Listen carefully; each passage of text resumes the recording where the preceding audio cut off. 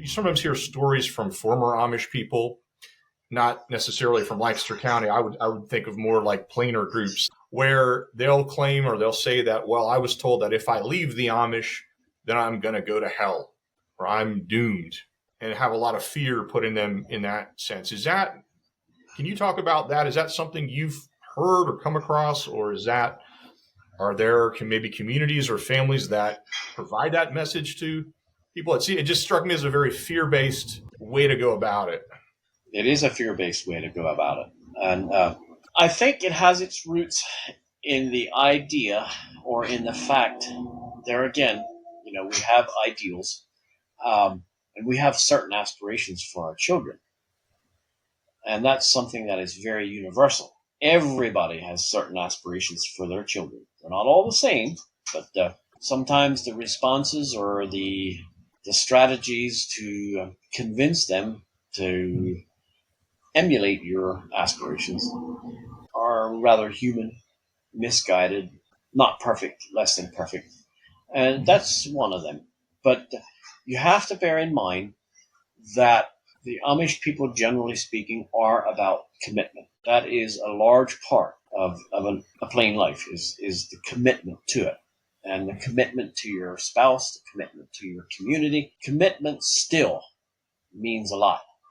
And I think sometimes that thing that you talked about, with the fear being instilled about going to hell in a handbasket because you're not Amish anymore, that is the good thing, the good thing of commitment taken too far.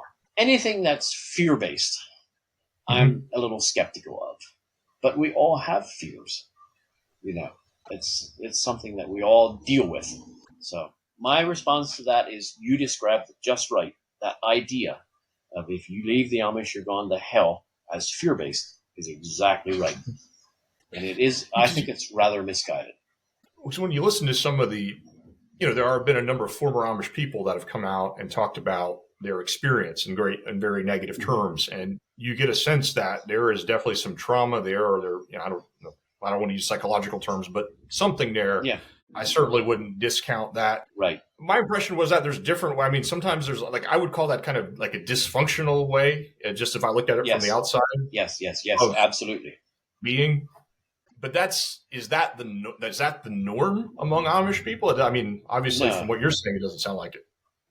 No, I mean, when our son decided he doesn't want to be Amish anymore, we didn't tell him that he's going to go to hell. I mean, I'm not his judge. We did remind him that all choices have consequences, good ones or bad ones, but Mary helped me a lot with his choice not to be a member of the church anymore by saying that we don't want to miss out on any blessings by being bitter. And I reminded James too that even though you choose not to take this commitment and heritage on, you chose not to continue to do so, you can still be a blessing to others by the fact, you can still use your heritage to bless others, even if you're not Amish anymore, if that makes any sense. So I think you described that very correctly as dysfunctional and fear-based, and it's not something I would say, especially, I would not say that it's the norm. So it's out there, but it's not the norm. Exactly. How much it's out there, I guess, is another question, though, right? Yeah, and it's also something that's, somewhat universal. There's themes. If you don't get an education, you're going to be a loser. That's a very common American theme. You don't become a lawyer like me. Sorry. Yeah. Mm-hmm. Yeah. Yeah. You don't take over the family business. Yeah, you're going to be a failure, and you're going to, become scum of the earth, et cetera, et cetera. It happens. Yeah, when you have a traumatic experience like that, it leaves scars, and you need to express it. And you tend to do so to anybody that listens.